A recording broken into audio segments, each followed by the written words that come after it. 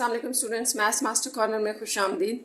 आज हम स्टार्ट करें एक्सरसाइज 5.3 और इसका टॉपिक है सॉल्विंग दी रैशनल इक्वेशंस। अब आपके पास रैशनल इक्वेशंस हैं, इनको हमने किस तरह से सॉल्व करना है। तो सबसे पहले समझ लें रैशनल इक्वेशंस क्या होती हैं। देखें, जो भी आपके पास इस तरह से फ्रैक्शन की फॉर्म में वैल्यूज़ होंगी और बीच में इक्वालिटी इन्वॉल्व हो जाएगी, वो हमारे पास जो है वो रैशनल इक्वेशंस कहलाएंगे। देखें, an equation that contains one and more rational expressions, एक या एक से ज़्यादा रैशनल एक्सप्रेशंस होंगी, ठीक है, वो हमारे पास रैशनल इक्वेशंस होंगी। और इनको हमने सॉल्व कैसे करना है, तो बस आप इसके लिए एक बात याद रखें। जैसे यहाँ पे LCD का एक बार यूज़ किया गया है, जैसे लीस्ट कॉमन डिनोमिनेटर। तो इसका मतलब ये है कि आपके पास जो डिनोमिनेटर होगा आपने वो एलसीएम के तौर पे यूज़ करना है और सारी वैल्यूज़ को आप उनसे मल्टीप्लाई कर देंगे। तो आपने सबसे पहले LCD डिसाइड करना है कि लीस्ट कॉमन डिनोमिनेटर उनमें क्या होगा। तो वो मैं आपको तरीका बता दूंगी कैसे करना। और फिर हर वैल्यू को आपने, जो भी आपके पास फ्रैक्शन में एक्सप्रेशन होगा या रैशनल एक्सप्रेशन होगा, उसको आपने मल्टीप्लाई कर देना है LCD से। तो इस तरह से आपका आंसर आ जाएगा, ठीक है। तो हम डायरेक्ट क्वेश्चन से स्टार्ट करते हैं 5.3 के। देखें, आपके पास फर्स्ट क्वेश्चन है इसका कि solve and check your solution. तो एक तो काम आपने ये करना है कि इसको सॉल्व करना है। इसमें वेरिएबल एक्स जैसे इन्वॉल्व है, हम एक्स की वैल्यू फाइंड आउट करेंगे। उसके बाद जो एक्स की हमारे पास आंसर आ जाएंगे, उनको हमने क्वेश्चन में डाल के चेक भी करना है कि क्या वो इसका सोल्यूशन है कि नहीं। तो चेकिंग इसमें ज़रूरी है, ठीक है। तो हम क्वेश्चन नंबर 1 से स्टार्ट करें। आप देखें, हैं बहुत आसान से, इसमें कोई इतनी मुश्किल बात नहीं है। देखें 6x, क्वेश्चन लिख लेते हैं पहले। ये आपके पास एक रैशनल एक्सप्रेशन है, ये दूसरा हम कंसीडर करेंगे और ये तीसरा है। अच्छा, ये आपके पास ऐड और सब्ट्रैक्ट हो रहे हैं, ठीक है। तो इनमें अब जो हमने लीस्ट कॉमन डिनोमिनेटर देखना है वो क्या है, तो आपने इनका डिनोमिनेटर चेक करना है। वो आपके पास जो लीस्ट कॉमन डिनोमिनेटर होगा वो आपके पास कैसे आएगा। आप इस तरह कर लें कि जितने भी डिनोमिनेटर होंगे ना आपके पास रैशनल एक्सप्रेशंस के, और वो भी डिफरेंट को मल्टीप्लाई कर लें, प्रोडक्ट ले लें, तो वो लीस्ट कॉमन डिनोमिनेटर होगा। जैसे यहाँ मैंने ये ले लिया, ठीक है। और अगर आप देखें तो 1 की तो जरूरत नहीं है, ये और ये सेम थे, तो यहाँ पर लीस्ट कॉमन डिनोमिनेटर सिर्फ ये बनता है। तो इसका मतलब यह है कि आपके पास ये जो रैशनल इक्वेशन है, इसको आपने इसमें हर वैल्यू को आपने इससे मल्टीप्लाई करते जाना है। तो करें, जैसे फर्स्ट वैल्यू को हम मल्टीप्लाई कर रहे हैं, तो ये आपने याद रखना है, मल्टीप्लाई करना है, ताकि इसका डिनोमिनेटर जो है वो क्लियर हो जाए, डिनोमिनेटर में कुछ भी ना रहे। तो यहाँ पर ये x - 11 मल्टीप्लाई हो जाएगा, ठीक है। तो अब आप देखें, ये पूरा यहाँ कैंसिल, 6x बच गया, प्लस यहाँ पर x - 11 और ये पूरा यहाँ कैंसिल इक्वल टू 3। तो अब यहाँ से इसको सॉल्व करना बहुत आसान हो गया। 7x x कंबाइन कर लें, 11 + 3, क्योंकि ये -11 है ना, उस तरफ जाके प्लस हो जाएगा। तो ये आपके पास बन रहा है 14 7x। यहाँ से आप यूँ कर लें 7x डिवाइडेड बाई और 7 दोनों तरफ 7 से डिवाइड कर लें, तो x = 2। अब आपने x की तो वैल्यू फाइंड आउट कर ली, इसको हमने चेक भी करना है। तो चेक करने का क्या तरीका है, आपने याद रखना है हमेशा जब भी आप चेकिंग करते हैं अपने वैल्यूज़ की, तो आपने याद रखना है कि जो क्वेश्चन होता है वो एज इट इज़ लिख देते हैं। कोई भी चीज़ आपकी लेफ़्ट से राइट और राइट से लेफ़्ट नहीं जानी चाहिए। यहीं पर रख के ये वैल्यू डाल के देखें कि क्या लेफ़्ट साइड राइट के इक्वल आ रही है। तो यहाँ हम x की जगह 2 लगाते जाएंगे, यहाँ 2 लगा दें, ठीक है। 2 - 11 + 1, यहाँ पर भी आप ऐसे करें 2 - 11, तो ये आपके पास आ जाएगा 3/9 -9, ठीक है, ये आ गया। इसको भी देख लेते हैं, 6 × 2 = 12 by -9 + 1। अच्छा, अब यहाँ से आप 3 × 3 = 9 और यूँ कर लें 3 × 4 = 12, तो ये 4/3 माइनस भी है, +1 आ जाएगा, जबकि ये 3 × 3 = 9 -1/3 है। इसको फर्दर कर लेते हैं, जैसे आप कहते हैं ना डिनोमिनेटर सेम करें, तो सेम करने के लिए हमने 3 से मल्टीप्लाई डिवाइड किया, यहाँ 3 आ गया, -4 + 3 हो जाएगा। तो यहाँ आपके पास आ जाएगा -1/3। तो इस तरफ भी आपके पास -1/3 है। तो ये प्रूव्ड हो गया कि left hand side equal to right hand side है। सो जो आपका सोल्यूशन बनेगा यहाँ पर, तो आप उसको सोल्यूशन सेट में लिख दें 2। तो ये आपका इसका आंसर है, यानी कि जो 2 हमने x का निकाला है वो इसकी चेकिंग में भी इसको सेटिस्फाइड कर रहा है, इसलिए ये इसका आंसर है। नेक्स्ट हम क्वेश्चन नंबर 2 स्टार्ट करते हैं। अच्छा, क्वेश्चन नंबर 2 भी आपने यही पॉइंट्स याद रखने हैं, तो इसको हम कर लेंगे। ये है आपके पास क्वेश्चन।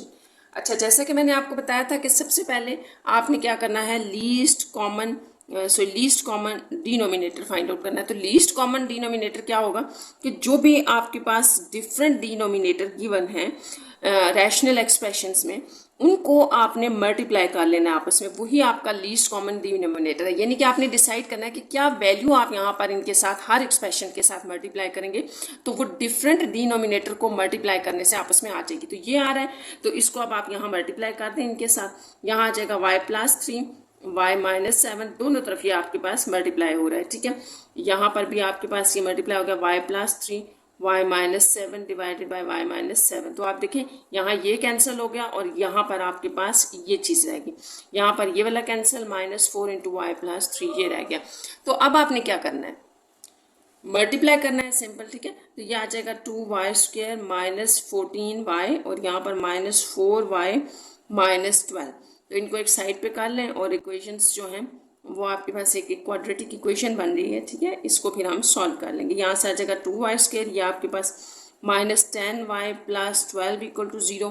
तो क्वाड्रेटिक इक्वेशन को सॉल्व करने से पहले कुछ कॉमन है तो वो निकाल लेते हैं। ये कॉमन आ रहा था, ठीक है। ये 2 इस तरफ जाके ख़त्म हो जाएगा, y² -5y + 6 = 0 ये रह गया। अब यहाँ पर हम इसकी मिड टर्म ब्रेक कर लेते हैं। तो यहाँ 3 और 2 ले लेते हैं, 3 2 6 भी होता है, -3y -2y + 6 = 0। तो यहाँ आप y कॉमन ले लें, y -3 रह जाएगा, यहाँ -2 कॉमन ले लें, y -3।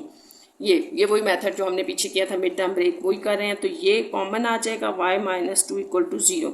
अब आप देखें y -3 = 0 एंड y -2 = 0। तो y = 3 एंड y = 2। तो ये दो वैल्यूज़ आपके पास y की आ गई हैं। अब यहाँ से आगे भी स्टूडेंट्स आपने इन वैल्यूज़ को चेक करना है कि इनमें से हमारा सोल्यूशन कौन। तो इसको चेक कर लेते हैं। देखें आपके पास जो y की वैल्यूज़ हैं ये मैं यहाँ पे अगेन लिख देती हूँ। हमारे पास क्या था, y = 3 एंड y = 2, ये दो वैल्यूज़ हैं आपके पास।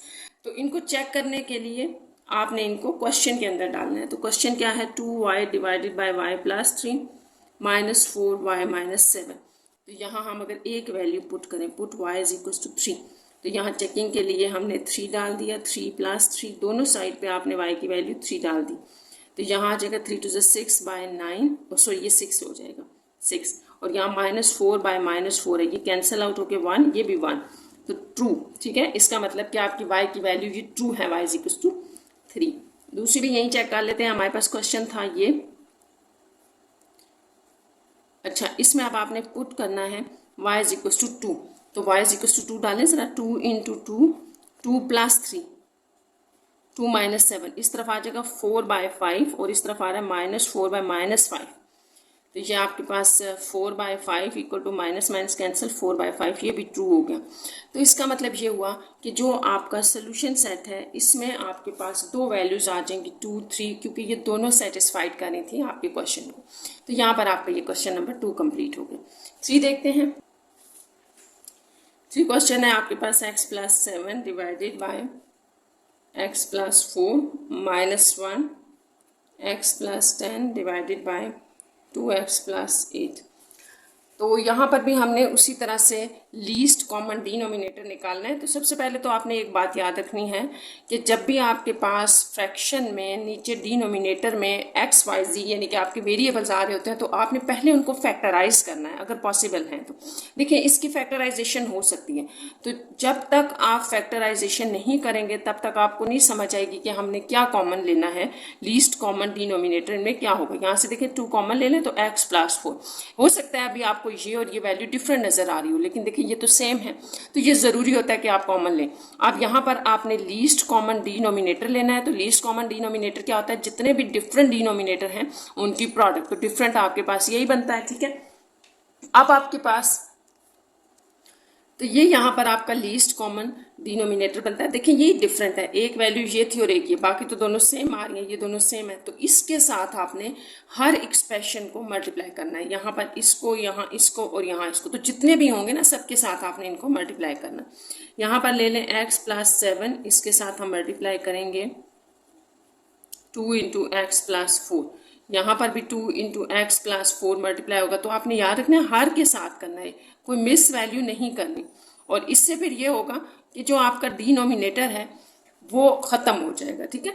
ये देखिए ये ख़त्म हो गया जैसे, तो यहाँ 2 × x + 7 रह गया, यहाँ इसके डिनोमिनेटर में भी कुछ नहीं है और यहाँ ये पूरा कैंसिल हो गया, तो यहाँ पर सिर्फ x + 10 रह गया। तो बस यहाँ से आगे आपने उसी तरह से इनको आगे सिंप्लीफिकेशन इनकी करनी है।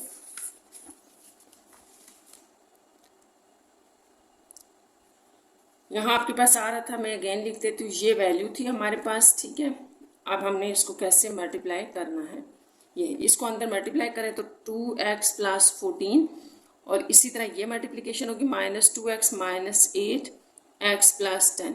x सारे एक साइड पे कर लेंगे जैसे ये हैं, तो ये आपके पास से ये 14 और 8 आपको आंसर देगा 6 is equal to x plus 10। तो इस तरफ 0 कर लें, इसको उधर ले जाएं -6, तो ये x प्लस 4 हो जाएगा। तो यहाँ से आपके पास इसको आप यूँ भी कर सकते हैं ना, x प्लस 4 इक्वल टू 0 और x इज इक्वल टू -4, एक ही वैल्यू आ रही है x की। इसको अब हमने चेक भी करना है।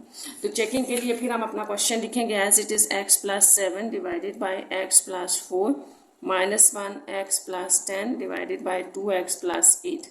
इसके अंदर आप अपनी वैल्यू -4x की जगह डाल दें, तो देखें क्या दे रहा है ये। यहाँ पर -4 plus 10 divided by 2 into -4 plus 8। इसको सिंप्लीफाई करने से आपके पास यहाँ 3 आ जाएगा और यहाँ पर आपके पास आ जाएगा -3।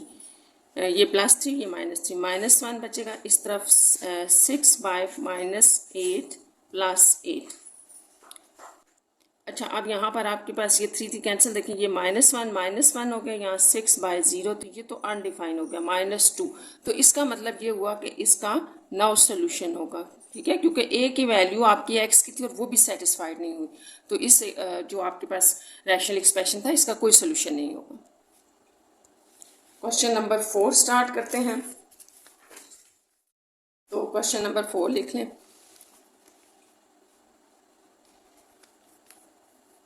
4 3y divided by y plus 1 है equal to 12 by y square -1 y plus 4 divided by y plus 1।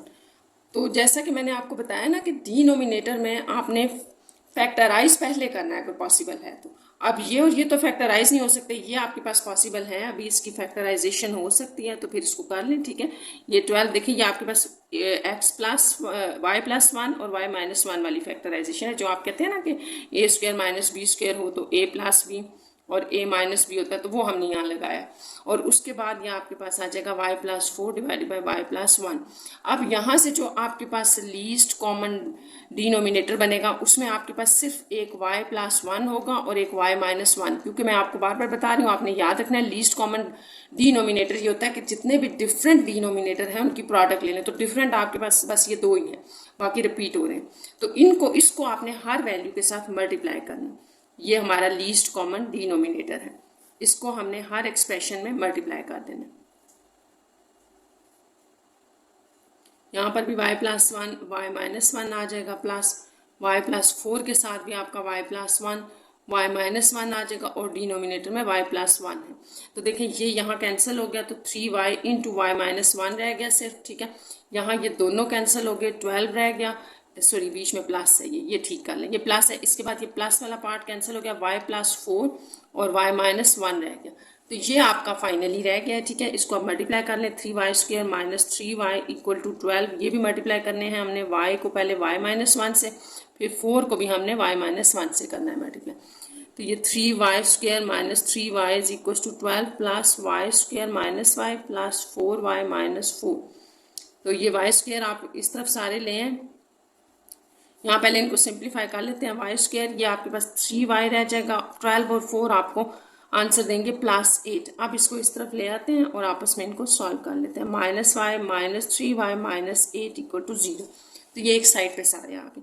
अच्छा, अब यहाँ पर जो है वो आपके पास ये 3y और ये y स्क्वायर, तो 2y square minus 6y minus 8 equal to 0, 2 common ले लें, y square minus 3y minus 4 equal to 0, तो ये 2 इस तरफ जाके ख़त्म हो जाएगा, ठीक है। अब आपने क्या करना है कि यहाँ पर आपके पास ये रह गया है क्वाड्रेटिक इक्वेशन, तो इसको मिड टर्म ब्रेक से कर लें, तो ये आपके पास आ जाएगा 4, हम ये ले रहे हैं -4y plus y minus 4 equal to 0, तो ये मिड टर्म ब्रेक करने से y माइनस 4 आ जाएगा, +1 कॉमन ले लें, जहाँ कुछ कॉमन नहीं होता वहाँ +4 लेते हैं। यहाँ से आपके पास फर्दर 2 वैल्यूज जो आ रही हैं वो देखते हैं क्या है। y माइनस 4 आ रही थी और y प्लस 1 इक्वल टू 0, ये आ गया। तो यहाँ से आपके पास ये इक्वल टू 0, यहाँ से y इज इक्वल टू 4 और y इज इक्वल टू -1। तो दो वैल्यूज आ गई हैं y की, ठीक है। इनको अब हम करेंगे चेक, और चेक करने के लिए आप क्वेश्चन लिखें ज़रा। 3y divided by y plus 1 equal to 12 by y square -1 plus y plus 4 divided by y plus 1। तो ये आपका क्वेश्चन था, इसमें पुट कर लेते हैं। पहले पुट करें y को 4 पुट करके देखते हैं। 3 इंटू 4 प्लस 1 12, 4 का स्क्वेयर -1 प्लस 4 प्लस 4 प्लस 1। तो इस सारे को सॉल्व करते हैं। ये आ जाएगा 12/5, इस तरफ आएगा 4 4 ज़ा 16 -1 को आप 15 लिख लें डायरेक्ट, और ये 8/5। यहाँ पर हमने डिनोमिनेटर सेम करना है ना, तो इसको 3 से मल्टीप्लाई डिवाइड कर दें। देखिए ये भी 15 और ये भी 15, ये आपके पास 15 ऊपर 12 प्लस 24 होगा। तो ये चलिए यहाँ लिख देते हैं, ये हो जाएगा 36 डिवाइडेड बाय 15, जबकि ये आपके पास 12/5 आ रहा है। ये भी याद रखना है, ठीक है। अब ये 3 के टेबल से कैंसिल करते हैं। 3 5 ज़ा 15, 3 1 ज़ा 3 2 ज़ा 6। तो ये देखिए 12/5 और ये भी 12/5, तो ये ट्रू है, यानी कि y इज इक्वल टू 4 हमारा सोल्यूशन का आंसर है। अब नेक्स्ट जो हमारे पास दूसरा था वो y इज इक्वल टू -1 है, तो उसको भी डाल लेते हैं क्वेश्चन में। y -1 उसको भी चेक करते हैं। y is equal to -1, question फिर लिख लें। 3y by y plus 1 is equal to 12 by y square -1 plus y plus 4 divided by y plus 1। तो यहाँ पर आपने y की वैल्यू -1 डालनी है। 1 का स्क्वेयर -1 हो जाएगा, -1 प्लस 4 डिवाइड बाई -1 प्लस 1। तो ये तो आपके पास अनडिफाइन हो रहा है, क्योंकि ये 1/0 बन रहा है ना, तो ये भी आपके पास 12/0 बन रहा है, और आगे भी आपके पास 3/0 बन रहा है, ये भी अनडिफाइन हो गया है, तो ये भी अनडिफाइन। तो यानी कि ये है ही अनडिफाइन। यहाँ हम जज ही नहीं कर सकते कि ये आपके पास सोल्यूशन होगा भी कि नहीं होगा, ठीक है। तो यहाँ आपने ये नहीं समझना कि दोनों अनडिफाइन आ गए तो सोल्यूशन है। यहाँ जो है वो हमारे पास सोल्यूशन जो है वो पॉसिबल ही नहीं है, इसलिए ये आपके पास होगा नो सोल्यूशन, ठीक है। यानी कि इसका ये सोल्यूशन नहीं दे रहा, तो सोल्यूशन इज ओनली 4, ठीक है।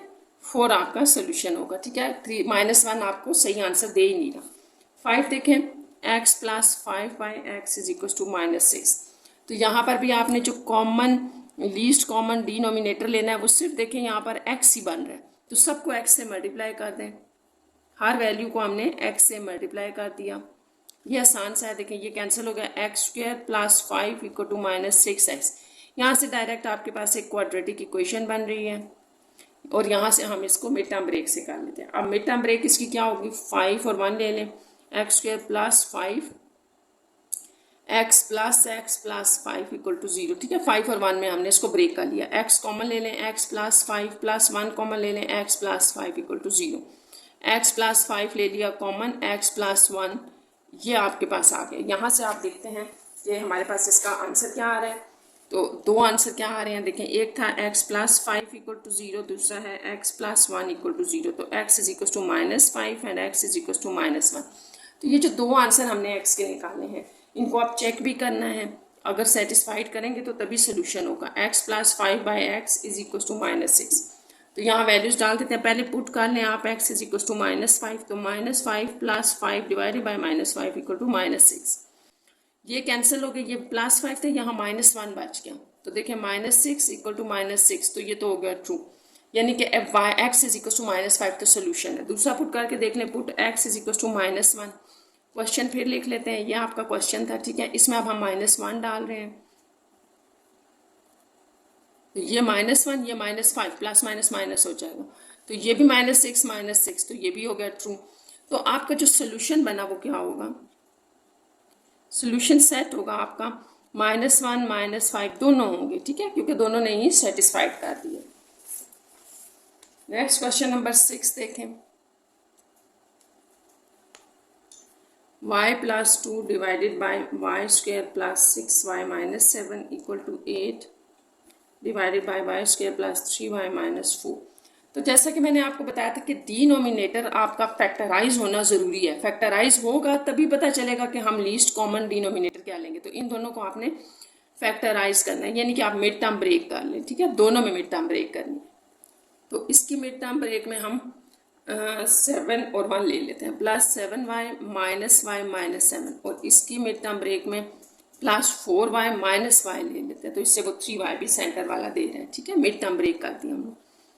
यहाँ अब आप कॉमन ले लें, y कॉमन लेने से y +7 -1 कॉमन लेने से y +7। तो आपने याद रखना है जब भी आप मिड टर्म ब्रेक करते हैं तो ये दोनों सेम आने चाहिए। इसी से तो पता चलता है कि आपने मिड टर्म जो ब्रेक की है वो सही है कि गलत है। यहाँ से माइनस कॉमन ले लें, ये आ गया, ठीक है। अब आपकी जो फैक्टराइज्ड फॉर्म आ गई है वो ये है, इसकी ये हो गई, ठीक। और इधर आपके पास आ जाएगा y +4 और y -1। तो यहाँ पर हम अपना लीस्ट कॉमन डिनोमिनेटर देखते हैं। लीस्ट कॉमन डिनोमिनेटर क्या होता है, जो डिनोमिनेटर में जो डिफरेंट होंगे उनको मल्टीप्लाई कर लें। ये डिफरेंट है, ये डिफरेंट है, और ये हमने सारे डिफरेंट लिख लिए हैं। तो इसी से आपने अपनी वैल्यूज़ को मल्टीप्लाई कर देना।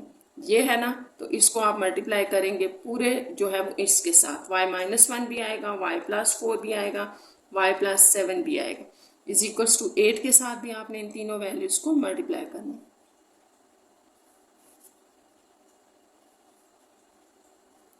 ये अब ये दोनों जो हैं वो यहाँ 7 और 1 से क्या, 4 और 1 जो हैं, यहाँ 4 और 1 से कैंसिल। यहाँ आपके पास रह गया y +2 और ये y +4, ये दो रह गए रिमेनिंग में। यहाँ पर 8 के साथ रह गया y +7। तो बस यहाँ से आगे सिंपल मल्टीप्लिकेशन है, y को y +2 से पहले, फिर 4 को भी y +2 से मल्टीप्लाई करना। ये 8y 56, यहाँ आ जाएगा y² +2y +4y +8, यहाँ आ जाएगा y² +6y +8, इसको भी इधर ले आए -8y -56 = 0। तो ये सिंप्लीफिकेशन के बाद आपके पास बन जाएगा -2y, और यहाँ पर आपके पास 6 और 48 -48 बन जाएगा। तो ये आपके पास ये सिंप्लीफाई होकर फॉर्म आ गया। इसको लिख लेते हैं क्वाड्रेटिक इक्वेशन जो हमारे पास बन गई है, फिर देखते हैं इसकी मिड टर्म ब्रेक कैसे करनी है हमने। ये आपके पास बन रही थी y² -2y -48 = 0। अब आपने फिर देखना है कि 48 को किन दो नंबर से हम ब्रेक करें कि वो 2 भी दे रहे हो। तो आपको पता है 6 8 होता है 48, और 6 8, ठीक है। या आप इसको लिख लें 8 6, ऐसे करके चले लिख लें 48, और 8 में से 6 माइनस करें तो 2 भी आएगा। तो यही हम ब्रेक कर लेते हैं यहाँ पे कि -8y +6y, ये हमने इसकी मिड टर्म ब्रेक कर ली। यहाँ से y कॉमन ले लें तो y -8, यहाँ से आप +6 कॉमन ले लें तो y -8 = 0। यहाँ आगे यहाँ से y -8 और y +6 = 0, y -8 = 0 एंड y +6 = 0 हो गया। यहाँ से हमने y = 8 लिया और y = -6, तो 2 y की वैल्यू आ गई। अब इनको हम करते हैं 1 बाय 1 चेक, ठीक है। चेकिंग के लिए आप अपना क्वेश्चन लिख लें, ये है आपका क्वेश्चन।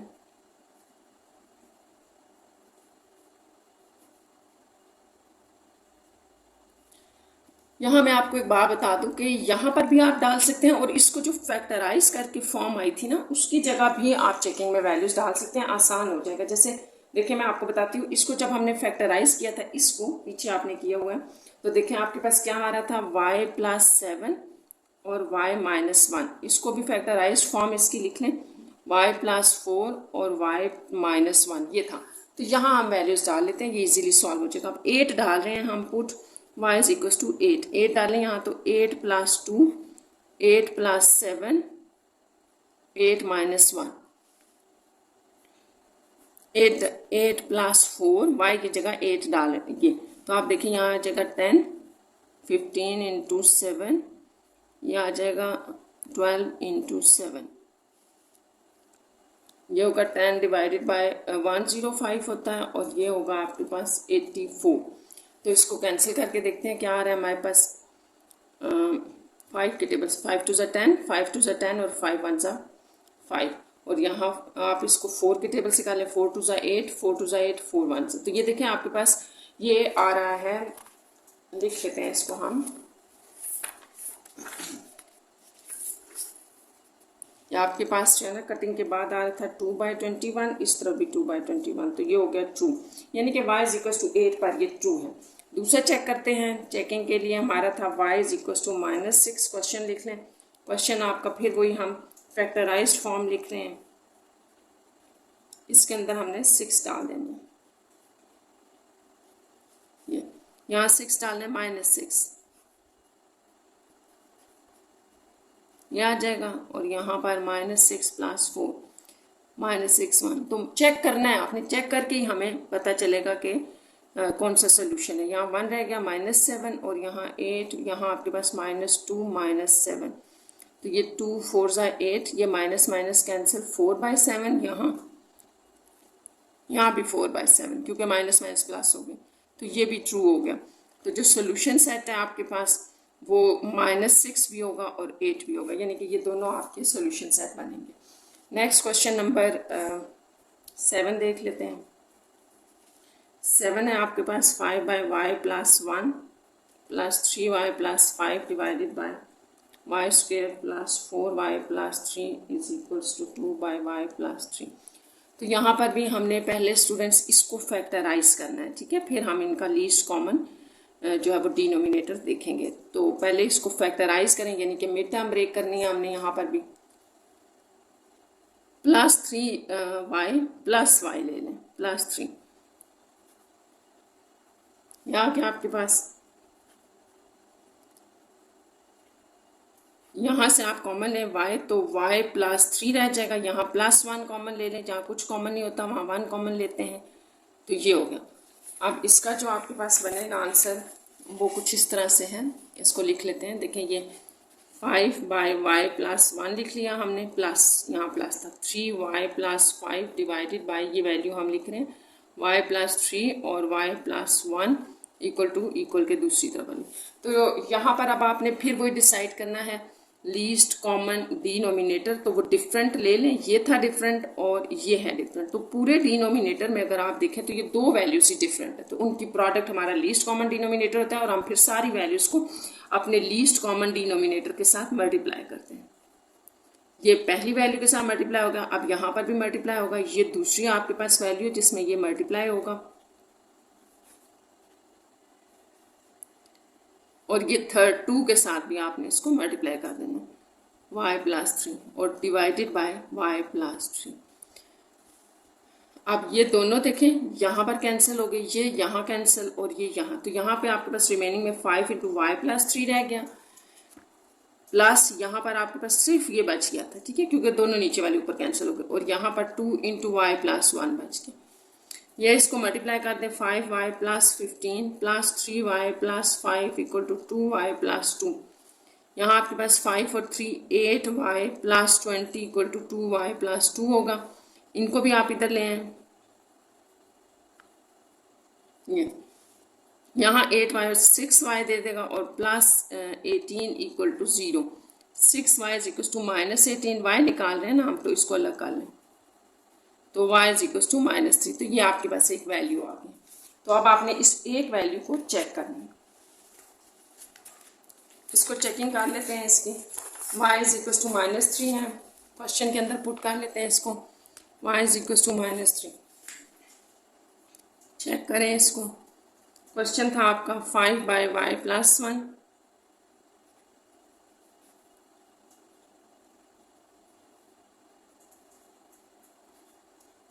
ये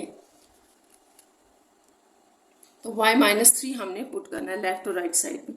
-3 + 1, 3 × -3 + 5 डिवाइडेड बाय -3 का स्क्वायर + 4 × -3 + 3, और यहाँ पर भी -3 + 3। तो ये तो आपके पास आ गया 2/0। तो यहाँ पर आपके पास, चले मैं बता देती हूँ, वैसे ये आपके पास आ जाएगा -9 + 5, ये 9 -12 + 3।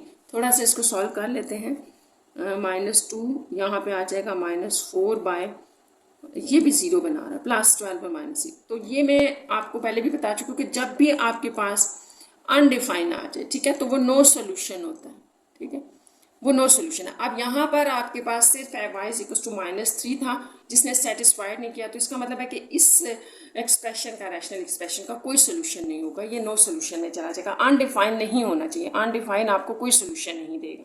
यहाँ पर आपकी ये 5.3 के क्वेश्चन नंबर 7 तक कंप्लीट हो गए।